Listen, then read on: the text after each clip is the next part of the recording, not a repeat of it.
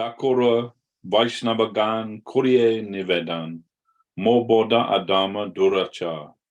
Okay, it's Moboro Adama Durachar. That it looks like butter, but it's actually Boro. Yeah. Boro. Daruna Sangsara Nidhi. Oh, read the translation of the first stanza then. This is the first verse. Oh, okay. Tahe Dubailo Vidi Keshe Dori More Karapara. O saintly Vaishnavas, although I am very fallen and misbehaved, I nevertheless place this appeal before you. My destiny has immersed me in the fearsome ocean of repeated birth and death. Please grab me by the hair and pull me to the opposite shore. Now that sounds like a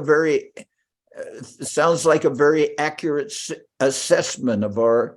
We're not Vaishnav, we're approaching the Vaishnav Thakur like the who is, this song. What is it, written by Narottam Das? Yeah.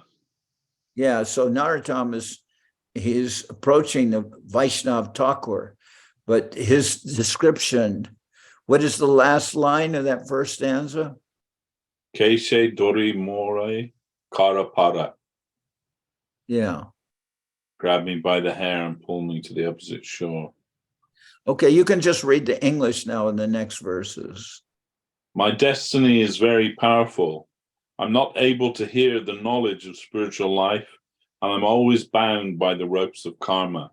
I cannot see any way to escape my condition.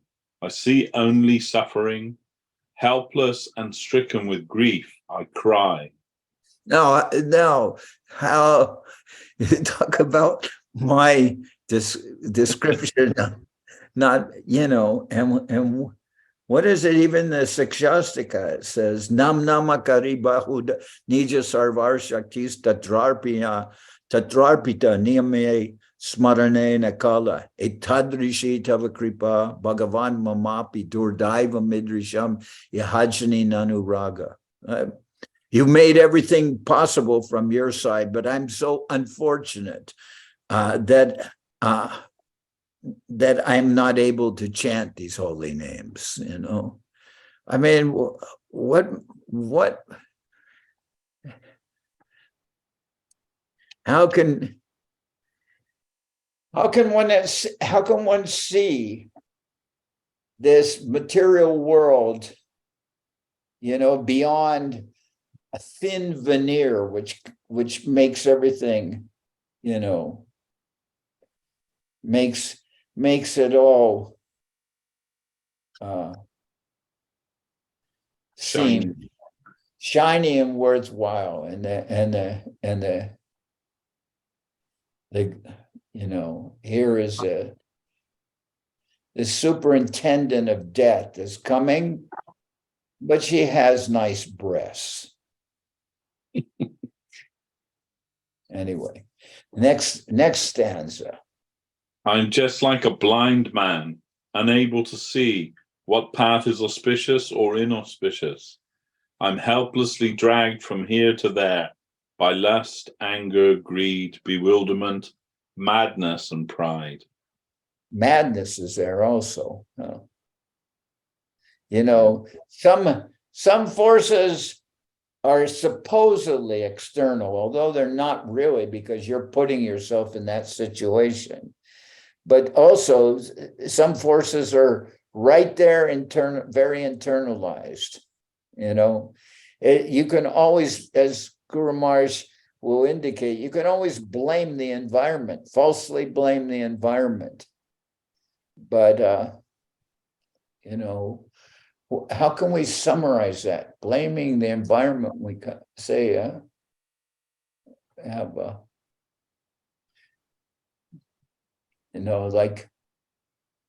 like they have a joke about it. So they say, what is the definition of false ego? And then they say the answer is the little that everyone has within. So it's a joke about But we won't say that to we're going to visit the house of Vijay Krishna from. yeah. So anyway, I would say that joke is sexist, racist. I would say that joke is very racist, all right? But I would also say, what could you say? What is the definition of false ego? You could say it's the little bit of narc that we all have within. Could you say that? Yeah. False ego is a little bit of narc, a little bit of hell that we have within, just to create hell sweet home. Okay, now next verse. My mind became immersed in the impermanent satisfaction of the senses, and I couldn't understand the real goal of life. For this reason, I didn't aspire to attain your lotus feet. Narottam Das says, now that I am able to see and hear the Vaishnavas, I've become free from all fear. Well, the ending is very positive. The ending is very positive. So that makes the whole song very beautiful. Well, the whole song is very beautiful. It's by Narottam Das Thakur. What do you expect? It is a beautiful song. We sing it every day. But it's, it's like so many songs of Bhakti Vinod Thakur. So many songs of Bhakti Vinod Thakur describe the condition of the jiva souls in this world. What does it mean to be a jiva soul? Now they talk, where is it? Is it in Bhagavatam? They have the Buddha Jeeves, and then they have what is it? Is it the Nitya Swarup, or what is it? Buddha Jeev, and what's the other kind of jivas? Jivan Mukta. Jivan Mukta. Okay, Jivan Mukta and Buddha Jeev. So we could say, oh, the Buddha Jeeves are my good buddies, Buddha Jeeves. We meet every Friday in the pub. Yeah. Were any devotees here? I mean, we have devotees from all over different countries. But was any of the devotees here, maybe Lavanya, she would say, and she still is, are any of the devotees involved in the collection in the pubs? Is Lavanya still on this transmission?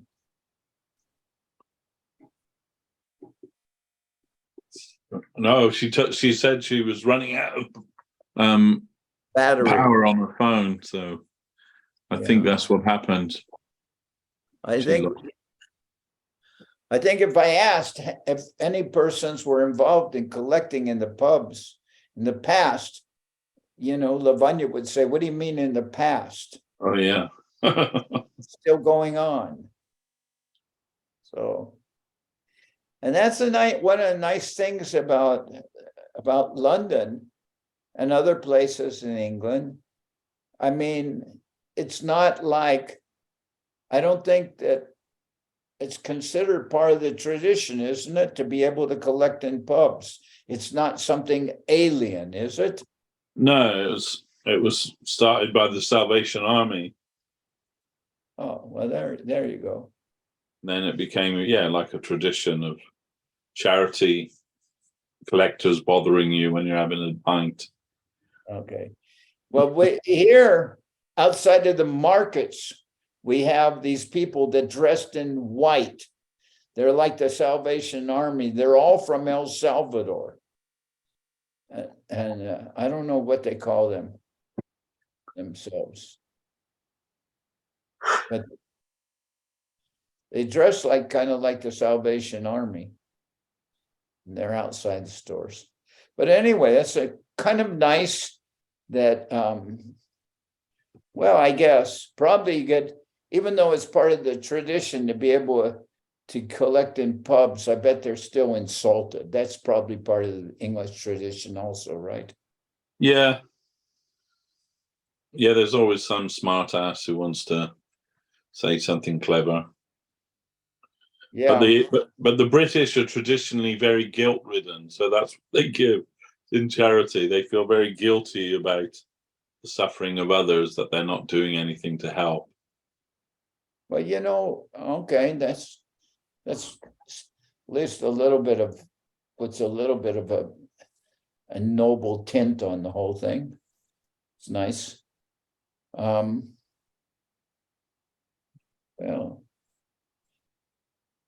I was going to say in respect with that, in relation with that. It's nice to be able to do that. I mean, so many persons, I mean, we're brought up. I was involved with that also. I was involved with, you know, for in the beginning when I joined the mission, my early months, early year or so, early months, I would say, certain amount of months, I was in the pot room. I was in the pot room washing pots. As even in India was the pot room washing pots. I wrote, you know, I asked for Prabhupada's blessings, and I said, how you're going to be in a distant country, because around April he would leave India and he'd go somewhere else.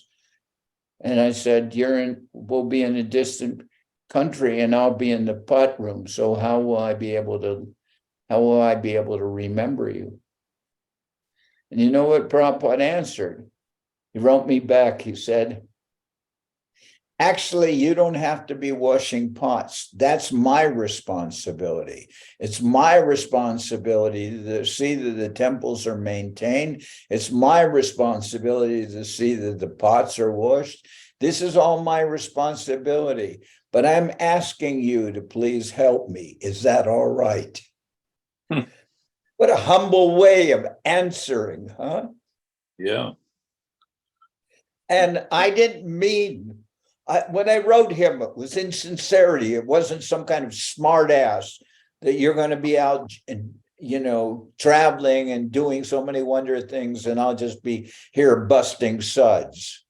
I didn't mean it like that. I meant it like, I'm going to be in the pot room. How can I remember you?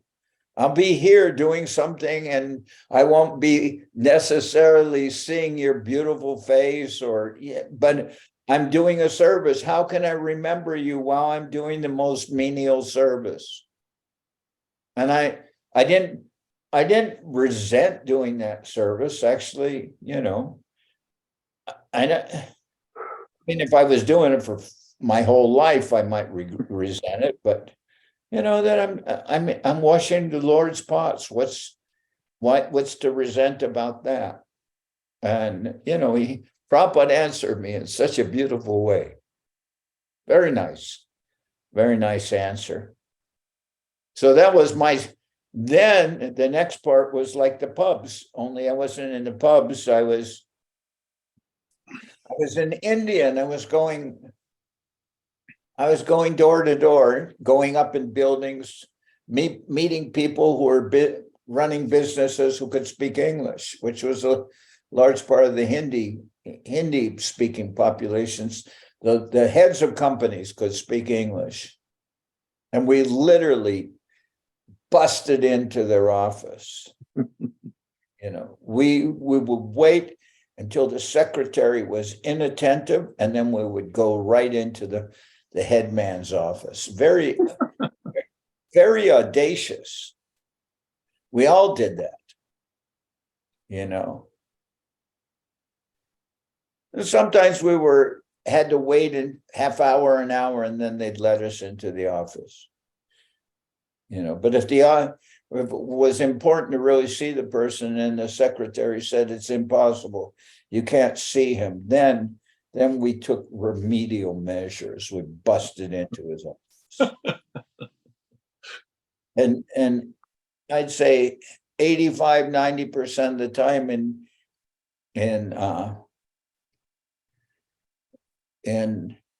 India, when they see that the person is some young Western monk, then they don't deal with you.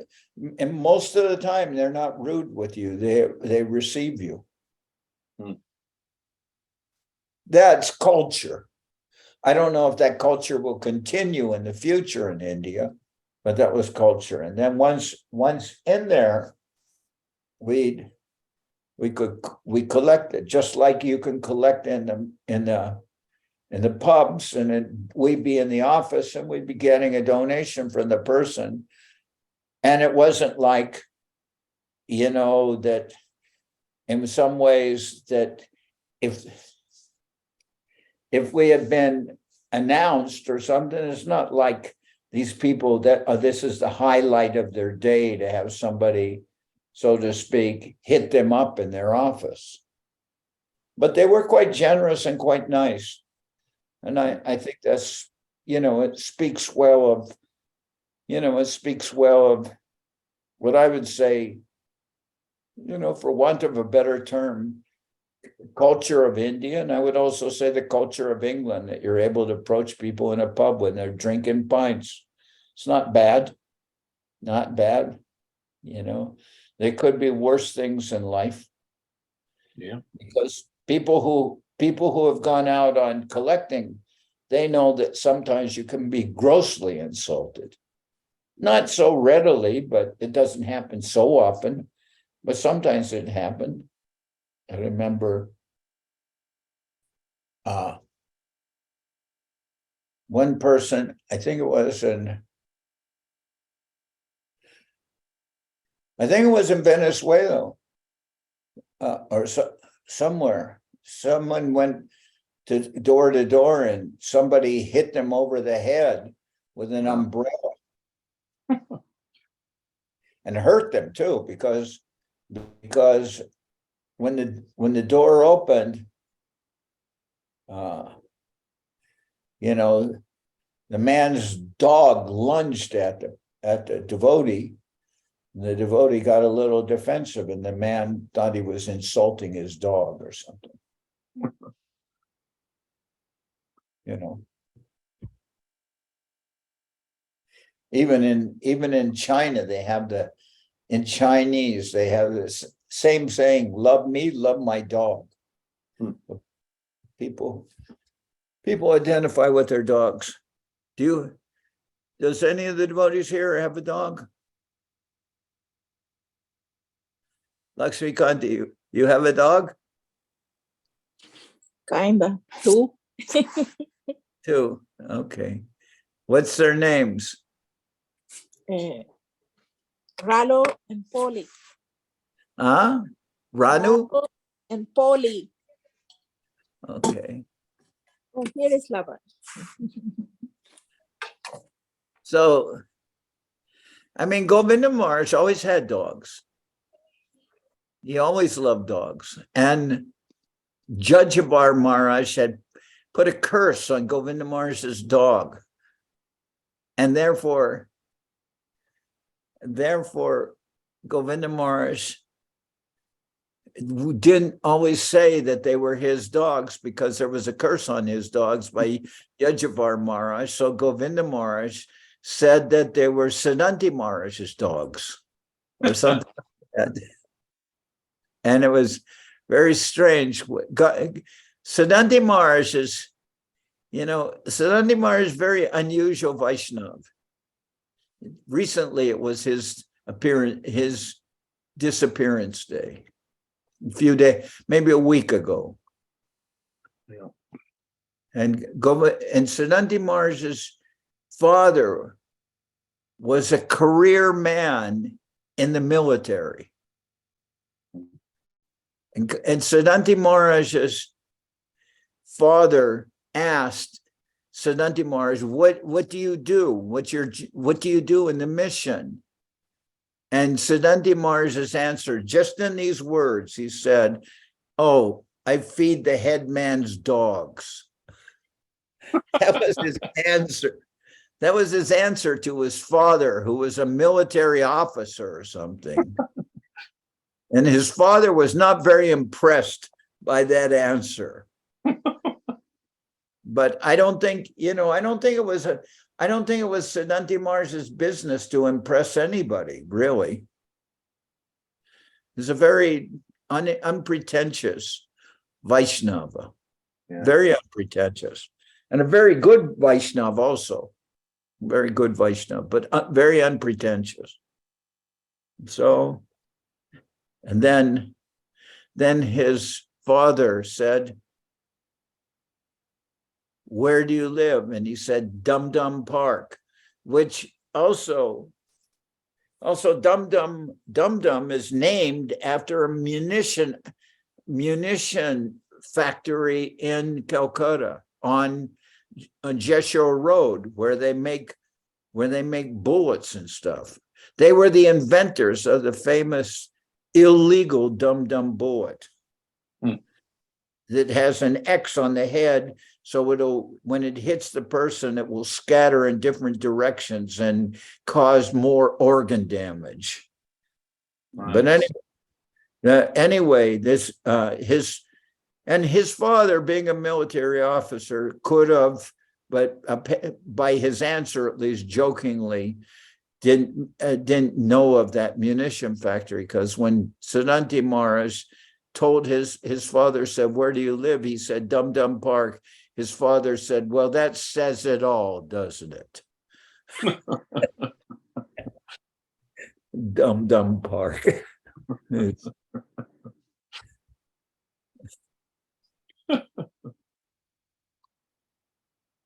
and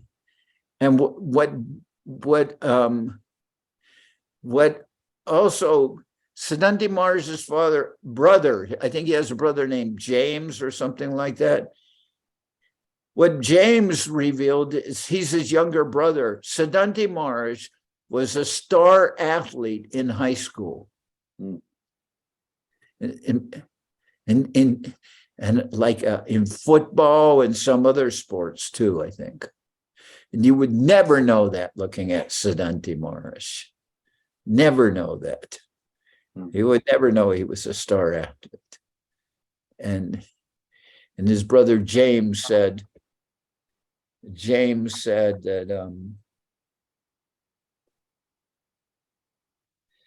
that he always looked up to Siddhanta Maharaj. He was an athlete and very popular.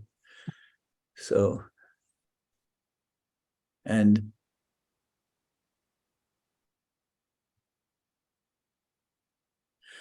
I don't remember the exact thing, but my brother, he was a lawyer. He was a geriatrics lawyer, so he dealt with old people. That was mostly who he dealt with. But Siddhanta Maharaj's brother wasn't old, but he asked my brother for some advice, and I don't remember exactly what that advice was, but they said that what my brother told him, just a simple advice, said saved him hundreds of thousands, even millions of dollars. So, I mean, but anyway, I was talking originally about the nature of this material world. And now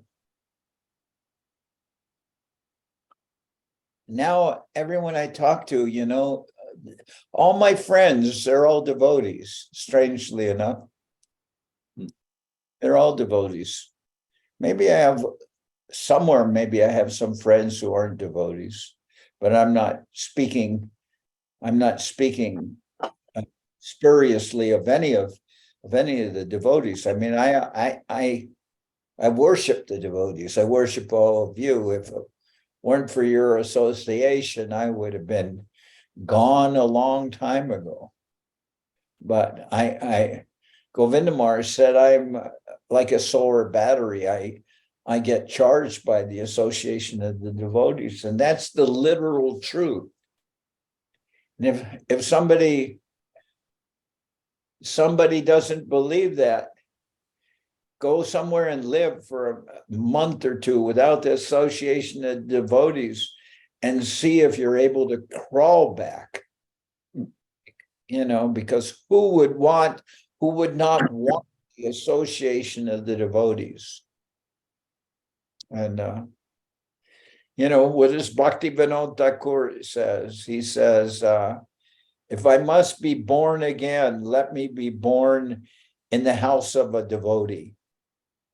Even if I'm what does he say? Even if I'm an insect, let me be born in the house of a devotee. Even if I'm a dog, we were talking about dogs. I was talking about dogs. Nobody else really was talking about dogs except. But if I have to be a dog, let me be a dog in the house of a devotee. Then I'd have to find out some of the devotees that like to have dogs in their houses. But apparently Bhakti Vinod Thakur was not anti-dog, he said. Anyway, I'll be there soon. I think I'll end a little early because I got to leave in 3 hours, and I haven't taken breakfast yet. So it's 12 noon. So I'll humbly take your leave. I hope to see you soon. It will be my good fortune to be with all the Vaishnavas, be with all the devotees. And Saraswati has already ran off. Where is she now? Vrindavan. Vrindavan. Oh, how sad. How sad to be in. What a nice place to be. Yes. So Sandeep has taken me to Vrindavan for one day, I think, and it partly is to discuss something about the, you can say some of the changes in some places in Vrindavan. I visited the Radha Damodar temple, and I saw that the Radha Damodar temple was renovated, and I really did not like it. I did not like it. When I took sannyas in the courtyard of the Radha Damodar temple, and it was sand and bricks and the samadhi and bhajan kutir of Rupa Goswami. And those beautiful, they're this very much the model for our temple in Govardhan. It's the samadhi, I believe there's samadhi I believe they're the model for the large size of the mandir in Govardhan. What's the name of the mandir? The something Giriraj mandir. What's the word for the small Anu Giriraj. Anu Giriraj mandir. Okay. And it has some similarities to the Bhajan Kutir and the Samadhi of Rupa Goswami. But those were done, I believe, in very beautiful red sandstone. Yeah. And now everything has been covered by gold foil. Everything is covered by gold foil, It's kind of like remind me of my mother had these beautiful furniture in the living room with beautiful velour, like blue velour and other things, beautiful. And it was all covered by plastic, all had some kind of plastic cover over it. And I was thinking, my God, I couldn't say anything because I was too young to be, what's the old saying? Children are meant to be seen and not heard. That's the saying. So being in the not heard section, I was a little horrified that all this beautiful velour furniture that all had plastic covers on it, which to me detracted from the beauty of the furniture. Of course, it also didn't give me an opportunity to muddy it up and ruin it. Anyway, I felt that way about seeing all the gold foil on everything in Vrindavan in the Radha Damodar temple and also in the Gokul Ananda temple. Why not just cover everything with tin foil? Do they still use tin foil in England? Yeah. No, but it's aluminum foil now. Yeah. Yeah. Tin was not poisonous enough. All right. They use tin for cooking. In India, copper vessels are tinned in order to be able to cook in them. I mean, it's something that was regularly done when I was there. You'd have pots that were nice copper pots, and they'd be tinned so that you could cook in them. So, and that was a nice thing. Copper's nice. Very beautiful. Okay, I'll see all of you. So Lakshmi Kanti, are you in the temple? Yes, Maharaj. I came yesterday waiting for you. Oh, nice. And then when I come back, Suvasini is going to be there. How's that? I'll try to be there. Yeah. So Hopefully. when you were in India, did you also have copper cooking pots that were tinned? No,